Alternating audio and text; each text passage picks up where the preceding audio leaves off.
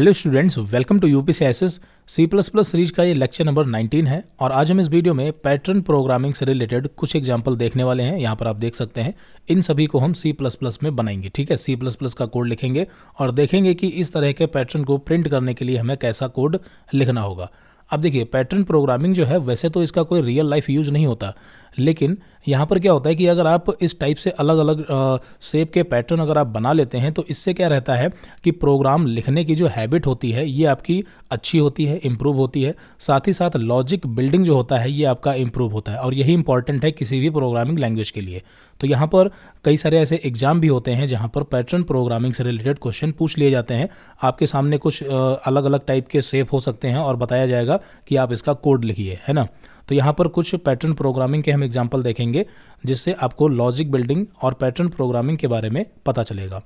तो यहाँ पर बात करते हैं, सबसे पहले यहाँ पर हम एक सिंपल शेप बनाएंगे। ठीक है, इस टाइप से अगर हमें कुछ स्टार या फिर स्टार की जगह पर आप कोई भी नंबर या कुछ भी ले सकते हैं। ठीक है, बेसिकली यहाँ पर हमें समझना होता है लॉजिक कि अगर हमें ऐसा आउटपुट चाहिए तो इसके लिए हमें किस टाइप से लूप या किस तरह से हमें कंडीशन देनी होती है। ठीक है, ये सोचने का तरीका जो है वो इम्प्रूव करता है। तो यहाँ पर अगर हम पहले एग्जाम्पल की बात करें तो इसमें देखिए यहाँ पर क्या हो रहा है कि जो स्टार हैं वो इस टाइप से प्रिंट हो रहे हैं रो और कॉलम की फॉर्म में। तो हमने पिछले वीडियो में मल्टी डायमेंशन एरे के बारे में समझा था, तो आप इसको जो है कुछ उस तरीके से रिलेट कर पाएंगे। यहाँ पर क्या हो रहा है, यहाँ पर हमारा जो स्टार है वो एक रो में प्रिंट हो रहा है, फिर उसके बाद कुछ पर्टिकुलर नंबर के बाद में हमारा ये दूसरी लाइन में प्रिंट हो रहा है और तीसरी और चौथी लाइन में।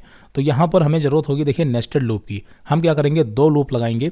एक लूप जो होगा वो हमारी लाइन को चेंज करेगा और एक लूप जो है वो स्टार प्रिंट करने का काम करेगा। तो यहाँ पर हमें दो लूप जो है वो लगाने पड़ेंगे। तो यहाँ पर चलते हैं।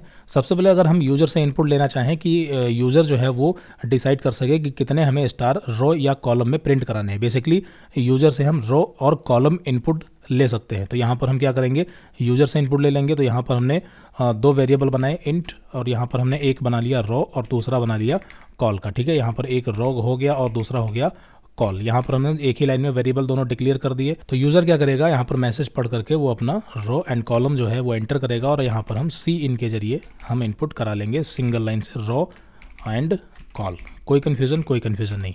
तो यहाँ इतने से हमने क्या किया, यूज़र से इनपुट ले लिया है। अब सिंपली यहाँ पर हम लगाएंगे फॉर लूप और यहाँ पर सबसे पहले हमारा initialization int i is equal to 1। यहाँ पर इसे हम 1 रखेंगे। हम स्टार्ट करेंगे 1 से। बेसिकली यहाँ पर जैसे मान लेते हैं कि हमें 4x4 का यहाँ पर शेप बनाना है। ठीक है, 4x4 का। तो यूज़र क्या करेगा, वो रो और कॉलम में यहाँ पर दोनों में 4 डालेगा। यहाँ पर पहले हम बना लेते हैं थोड़ा सा, देखिए ये कुछ इस टाइप से। ठीक है, तो यहाँ पर क्या करेगा यूज़र, यहाँ पर रो में भी वो 4 डालेगा, हम मान लेते हैं, और कॉलम में भी वो 4 डालेगा। ठीक है, तो हमें क्या करना है कि पहली रो में 4 स्टार प्रिंट कराने होंगे। तो यहाँ पर हम आई की वैल्यू 1 रखेंगे और इसको हम इंक्रीज करते रहेंगे। ये हमारा हो गया आउटर लूप। ठीक है, तो यहाँ पर हमारी कंडीशन क्या होगी, आई लेस देन इक्वल टू, और किसके बराबर चलेगा ये लूप, हमारा आउटर लूप जो है वो हमेशा रो के लिए जिम्मेदार होता है।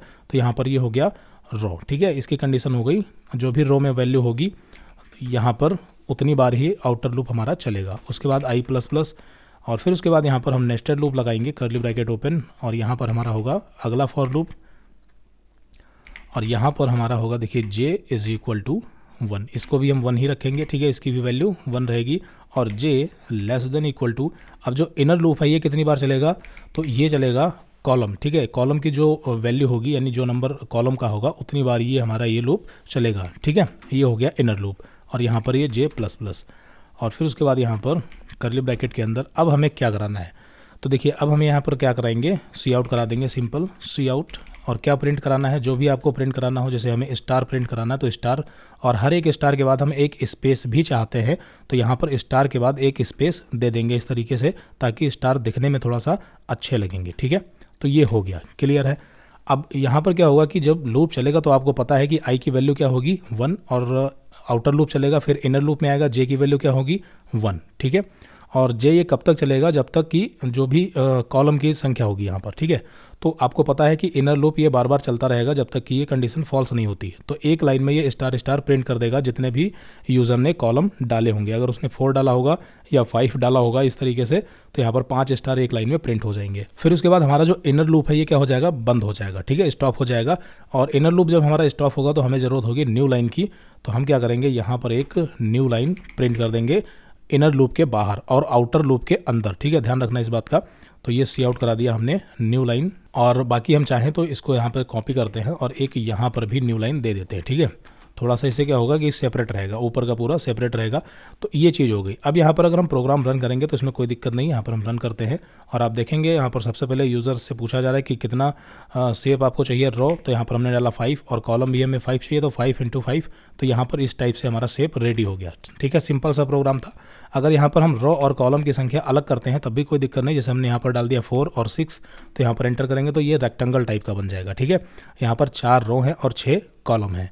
तो यहाँ पर आप ये समझ चुके होंगे, सिंपल सा यहाँ पर प्रोग्राम था। चलिए, तो अब यहाँ पर अगर हम दूसरे शेप की बात करें तो दूसरा वाला जो शेप है ये थोड़ा सा ट्रिकी है। पहला वाला तो सिंपल था क्योंकि हमें सभी जगह पर स्टार प्रिंट कराना था, लेकिन दूसरे वाले शेप में बीच में हमें जो है यहाँ पर स्पेस भी प्रिंट करवाना है, ठीक है, क्योंकि हमें चारों तरफ से स्टार प्रिंट कराने हैं, बीच में स्पेस प्रिंट कराना है। तो इसको हम कैसे तोड़ेंगे? तो देखिए, जो पहला वाला यहाँ पर हमारा रो है इसमें तो सारे स्टार प्रिंट होने हैं और लास्ट वाले में भी सारे स्टार प्रिंट होने हैं। बीच वाले जितने भी मतलब हमारे रो होंगे, अब यहाँ पर यूज़र अगर 4 डालेगा तो कुछ इस टाइप से निकलेगा, अगर उसने 6 डाल दिया तो तब भी यहाँ पर हमारा पहला वाला और लास्ट वाले में ही सारे स्टार होंगे, बीच वाले में स्टार नहीं होंगे। तो हमारी ये कंडीशन कैसे बनेगी? देखिए, इसको हमें तोड़ना पड़ेगा थोड़ा सा। यहाँ पर कई मल्टीपल कंडीशन बनानी पड़ेंगी। जैसे यहाँ पर हमें पता है कि जो ये पहली वाली रो प्रिंट होगी, इस कंडीशन में हमारी जो i की वैल्यू होगी वो क्या होगी? 1 ही होगी, क्योंकि अगर हम i को 1 से इनिशियलाइज करेंगे और i की वैल्यू ये कौन डिफाइन करेगा? आउटर लूप, ठीक है। कौन बताएगा? Outer loop. और इनर लूप किसकी वैल्यू बताता है? j की, ठीक है। j यानी कि कॉलम, i यानी कि रो, ठीक है। तो यहाँ पर आउटर लूप की वैल्यू जब तक 1 होती है तब तक हमें स्टार प्रिंट करवाने हैं, और उसके बाद i की वैल्यू अगर इंक्रीज होती है, यानी 1 के बाद 2 होती है, 3 होती है, 4 होती है, तब हमें सभी स्टार प्रिंट नहीं कराने।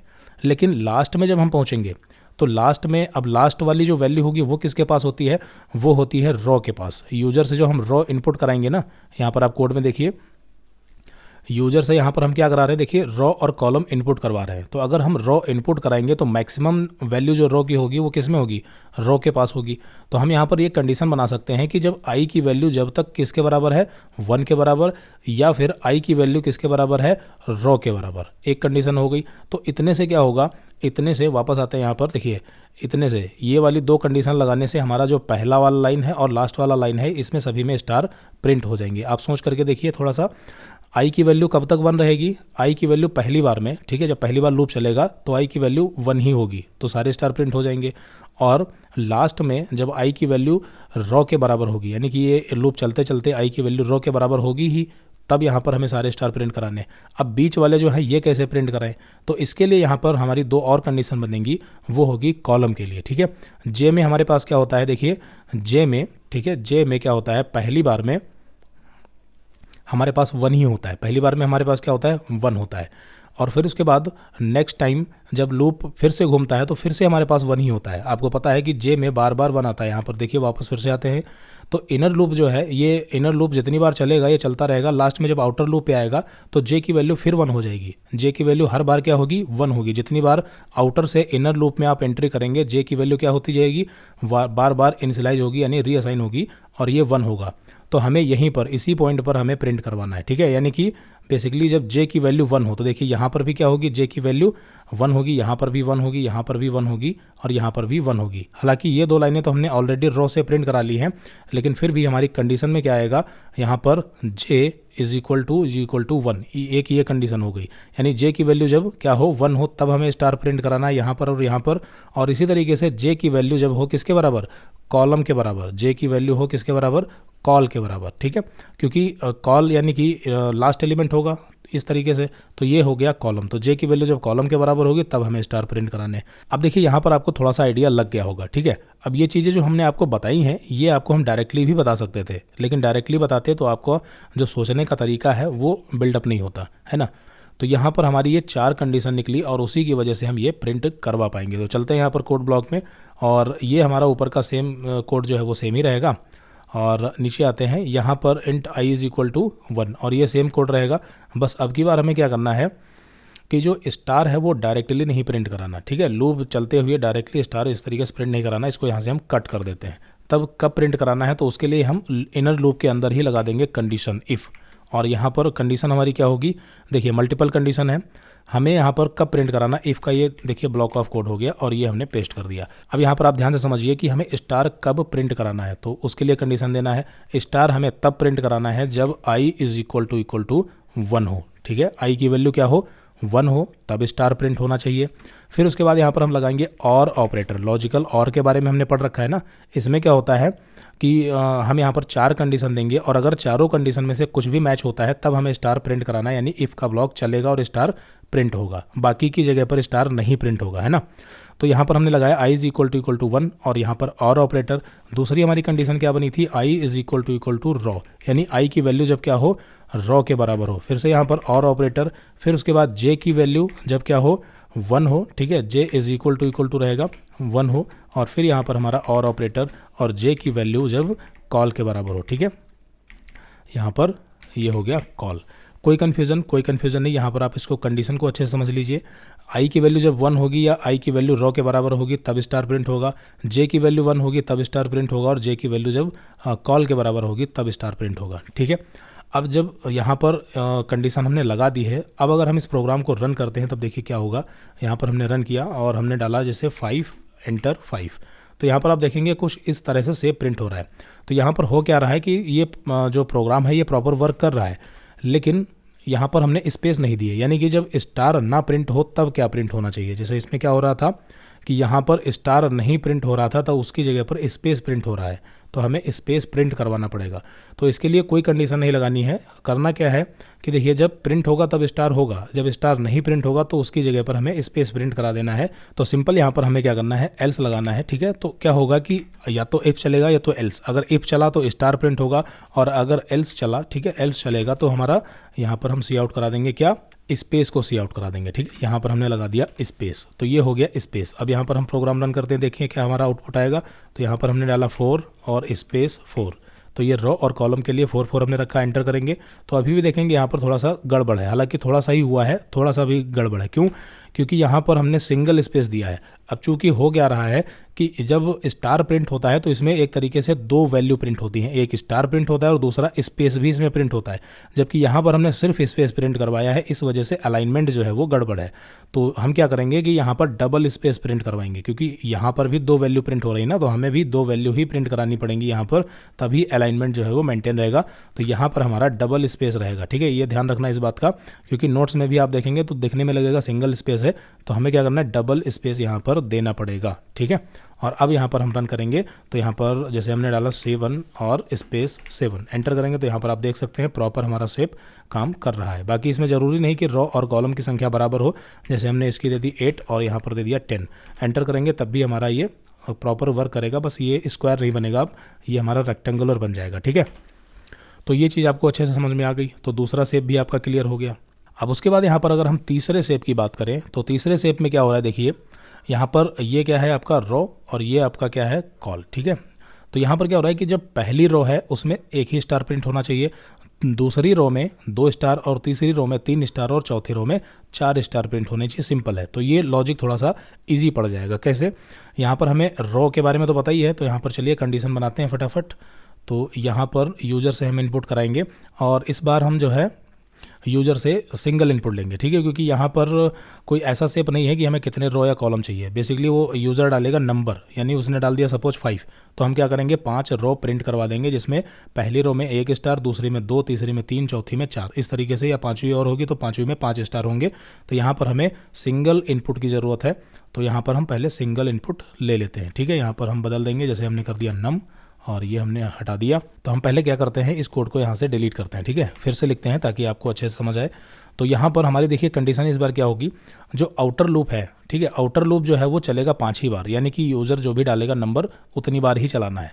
तो यहाँ पर हम क्या करेंगे, कंडीशन में सेट कर देंगे नम, कंडीशन हमारी क्या होगी नम, बाकी सेम रहेगी। आई यहाँ पर 1 रहेगा और i less than equal to num, i plus plus यही रहने वाला है, क्योंकि आउटर लूप को तो हमें 5 बार ही चलाना है, यूज़र ने नंबर में जो डाला है उतनी बार चलाना है। पहले क्या हो रहा था कि जो रॉ था हमें रॉ टाइम चलाना पड़ रहा था, अभी नंबर जितना होगा उतने टाइम चलाना पड़ेगा। फिर यहाँ पर हमने लगाया फॉर लूप। ठीक है, और इस दूसरा जो फॉर लूप होगा इसमें j इज़ इक्वल टू 1, और इसकी कंडीशन क्या होगी, देखिए अब यहाँ पर हमें क्या कराना है, जो आपको पता है कि जो इनर लूप है यही स्टार प्रिंट करेगा। ठीक है, इनर लूप जो है स्टार यही प्रिंट करने वाला है। तो हम ऐसा करें कि इनर लूप को पहली बार में, ठीक है, पहली बार में एक बार चलाएं, दूसरी बार में 2 बार चलाएं तो वो 2 स्टार प्रिंट कर देगा, तीसरी बार में 3 बार चलाएं तो वो 3 बार स्टार प्रिंट कर देगा। तो हम ऐसा कैसे कर सकते हैं? तो हम ऐसा कर सकते हैं, हम कंडीशन लगाएंगे यहाँ पर j less than equal to i. कोई कन्फ्यूजन? अब देखिए यहाँ पर इसको समझते हैं। पहले तो j को इंक्रीज कर देते हैं। अब यहाँ पर देखिए क्या होगा कि जब आउटर लूप पहली बार चलेगा तो यहाँ पर i की वैल्यू क्या है? 1 है, और जो i की वैल्यू है वो यहीं पर सेट हो जाएगी 1, और j की वैल्यू क्या है? 1, ठीक है, क्योंकि यहाँ पर भी 1 है। तो ये क्या हो जाएगा? 1 लेस देन इक्वल टू 1, जो कि सही है। तो ये आउटर लूप भी पहली बार में एक बार चलेगा और यहाँ पर इनर लूप में पहुँचेगा, और इनर लूप जो है वो एक ही बार चलेगा, क्योंकि यहाँ पर j less than equal to i है, यानी 1 लेस देन इक्वल टू 1 है, तो ये एक बार स्टार प्रिंट कर देगा। नेक्स्ट टाइम जब ये इनर लूप घूमेगा तो j की वैल्यू क्या हो जाएगी? 2, और अगर j की वैल्यू 2 हुई तो 2 लेस देन आई, यानी i की वैल्यू तो अभी भी 1 ही है, क्योंकि आउटर लूप में तो अभी प्रोग्राम गया ही नहीं। तो यहाँ पर i की वैल्यू क्या है? 1 है, तो 2 लेस देन इक्वल टू 1, तो ये यहाँ पर कंडीशन फॉल्स हो जाएगी। यानी कि पहली बार में इनर लूप एक ही बार चलेगा, और जब दूसरी बार में i की वैल्यू क्या होगी? 2, तब यहाँ पर इनर लूप फिर से ये 2 बार चलेगा। i की वैल्यू क्या होगी? 3, तो यहाँ पर इनर लूप 3 बार चलेगा। तो अब यहाँ पर आप समझ पा रहे होंगे कि किस तरीके से हमें काम करना है। अब यहाँ पर इनर लूप जितनी बार चलेगा उतनी बार हमें क्या कराना है? सी आउट करा देना है स्टार को, ठीक है, या जो भी आप यहाँ पर सेव चाहें, तो स्टार और हमने स्पेस दे दिया, ठीक है, और ये बस इतना ही। इसके बाद यहाँ पर हम इनर लूप के बाद इंडल भी देंगे ताकि ये सेपरेट हो न्यू लाइन में, तो यहाँ पर हमने इंडल दे दिया। अब प्रोग्राम रन करते हैं और देखते हैं। तो यहाँ पर हमने डाल दिया 5 और एंटर करेंगे तो आप देखेंगे कि यहाँ पर ये ट्रायंगल हमारा जो है वो ट्रायंगल शेप बन चुका है 5 नंबर का, ठीक है, यानी 5 रो का। अगर यहाँ पर हम बढ़ाते हैं, जैसे हमने 10 डाल दिया, तो यहाँ पर आप देखेंगे 10 रोज का ट्रायंगल बन चुका है। तो ये भी यहाँ पर देखिए थोड़ा सा सिंपल ही था। फिर उसके बाद यहाँ पर अगर हम चौथे शेप की बात करें तो ये भी थोड़ा सा ट्रिकी है, ठीक है। इसमें क्या करना है? देखिए इसमें क्या हो रहा था कि इनर लूप को हम क्या कर रहे थे? एक बार चला रहे थे 1 स्टार, 2 बार चलाए 2 स्टार, 3 बार चलाए 3 स्टार, और इनर लूप को हमने आउटर लूप के हिसाब से सेट कर दिया था, ठीक है। आउटर लूप के अकॉर्डिंग हमने इनर लूप को सेट किया था। लेकिन यहाँ पर क्या होगा? देखिए यहाँ पर हमें क्या कराना है कि पहली बार में ही मैक्सिमम स्टार प्रिंट कराने हैं, ठीक है। मतलब यूज़र ने जैसे अगर 5 डाला है तो पहली बार में 5 प्रिंट कराने, फिर हमें डिक्रीमेंट ऑर्डर में आना है 4, 3, 2, 1 ऐसे करके प्रिंट कराना है, ठीक है। तो यहाँ पर हम इसे कैसे कर पाएंगे?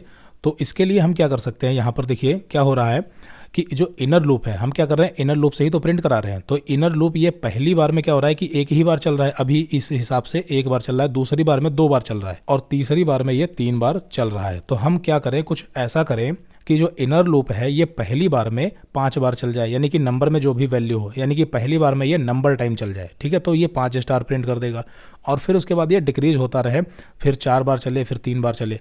तो उसके लिए हम क्या करेंगे? इसमें मैक्सिमम वैल्यू दे देंगे। अब यहाँ पर जो कंडीशन सेट है तो ये तो यहाँ पर सेम ही रहने वाली है, बस हम क्या करेंगे? आई में 1 की बजाय यहाँ पर नम पास कर देंगे, ठीक है। तो यहाँ पर पहले क्या हो रहा था कि आई में 1 जा रहा था, लेकिन अब की बार नम जाएगा, और नम में अगर हम मान लेते हैं 5 है तो यहाँ पर क्या होगा? 5, और आई में क्या चला जाएगा?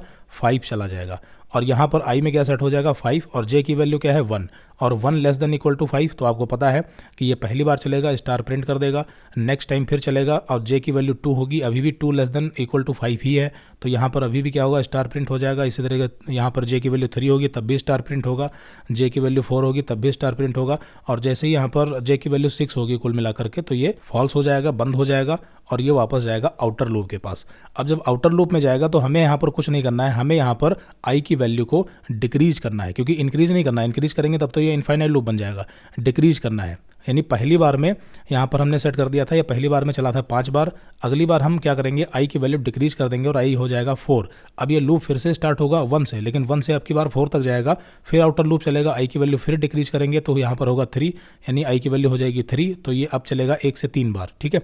तो इस तरीके से ये डिक्रीमेंट ऑर्डर में स्टार प्रिंट कर देगा। बस यहाँ पर हमें क्या करना है? आई को प्लस प्लस की बजाय माइनस माइनस यानी कि डिक्रीमेंट करा देना है। कोई कन्फ्यूजन? कोई कन्फ्यूजन नहीं, ठीक है। बाकी यहाँ पर सेम रहेगा, देखिए पुराना वाला कोड ही है, बस इसमें आई में 1 की बजाय नम और आई को इंक्रीमेंट के बजाय डिक्रीमेंट कर दिया है। इनर लूप की कंडीशन बिल्कुल सेम रहेगी, इसमें कुछ नहीं करना हमें, ठीक है। अब यहाँ पर प्रोग्राम रन करेंगे तो आप देखेंगे जैसे हमने डाला 5, यहाँ पर देखिए ये इनफाइनाइट लूप बन चुका है। देखिए यहाँ पर ये जो इनफाइनाइट लूप बना है वो आउटर लूप की कंडीशन की वजह से बना है, ठीक है। यहाँ पर क्या है? हमने लगाया है आई लेस देन इक्वल टू नम। अब चूंकि नम में क्या है? 5 है, और आई को हम यहाँ पर क्या कर रहे हैं? डिक्रीज कर रहे हैं, तो आई हमेशा ये क्या होगा? नीचे ही जाता रहेगा, तो ये लूप कभी फॉल्स होगा ही नहीं। तो इसी वजह से यहाँ पर ये प्रॉब्लम क्रिएट हुई है। तो हम यहाँ पर अब कंडीशन क्या लगाएं? ठीक है। तो कंडीशन हमें बेसिकली लगाना है, हमें लूप चलाना है। यहाँ पर आई को हमने स्टार्ट किया है 5 से, यानी नंबर में क्या है 5 है, तो हमने आई को बेसिकली 5 से स्टार्ट किया है और हमें लूप, ये आउटर वाला लूप चलाना कब तक है, 0 तक, यानी डिक्रीमेंट ऑर्डर में ये 5 से लेकर के 0 तक आना चाहिए बस। ठीक है, 0 तक या फिर 1 तक है, 1 तक आना चाहिए। तो उसके लिए हमें क्या करना पड़ेगा, यहाँ पर हम लगा देंगे आई ग्रेटर देन 0, ये हमारी हो गई कंडीशन। अब क्या होगा कि आई की वैल्यू जब तक 0 से बड़ी है, यानी कि आई की वैल्यू जब 1 होगी तभी तक लूप चलेगा। जैसे ही आई की वैल्यू 0 हो जाएगी, डिक्रीज होते होते हमारी कंडीशन फॉल्स हो जाएगी और आउटर लूप बंद हो जाएगा। समझ पा रहे हैं ना बात? तो ये भी एक छोटे छोटे पॉइंट होते हैं, तो यहाँ पर ध्यान रखना है। हमने रन किया और यहाँ पर हमने डाला 5 और एंटर करेंगे तो अभी आप देख सकते हैं ये प्रॉपर हमारा प्रोग्राम जो है वो काम कर रहा है। जैसे यहाँ पर हमने डाल दिया 10, तो यहाँ पर देखिए ये ट्रायंगल हमारा बन चुका है। तो इस तरीके से यहाँ पर आपको कुछ आइडिया लगा होगा कि हम किस तरीके से यहाँ पर हम नेस्टेड फॉर लूप का यूज करते हैं, रो क्या है, कॉलम क्या है, बाकी हमने एरेज वगैरह के बारे में पढ़ ही रखा है। और इसी तरीके से अगर आप अच्छे से प्रैक्टिस करते हैं अलग अलग एग्जाम्पल के साथ, ठीक है, आप गूगल करें, एक्सरसाइज वगैरह गूगल करें, वहाँ से निकालें क्वेश्चन और प्रैक्टिस करें। जितनी ज़्यादा आप प्रैक्टिस करेंगे कोडिंग में उतना ज़्यादा आपका इंप्रूवमेंट होगा। ठीक है, उतनी ज़्यादा आपकी लॉजिक बिल्डिंग कैपेसिटी बढ़ेगी और आप प्रोग्रामिंग के साथ में काम कर पाएंगे, है ना। तो यहाँ पर वीडियो जो है वो थोड़ा सा बड़ा हो रहा है, तो ऐसा करते हैं कि ये 4 सेप हमने इस वीडियो में देख लिए हैं। बाकी अगले जो सेप हैं इसे हम अगली वीडियो में देखेंगे, लेक्चर नंबर 20 में, क्योंकि ये थोड़ा सा और ज़्यादा ट्रिकी हैं। ठीक है, तो इस वीडियो में इतना ही रखते हैं, मिलते हैं अगली वीडियो में। Okay, so thanks for watching this video.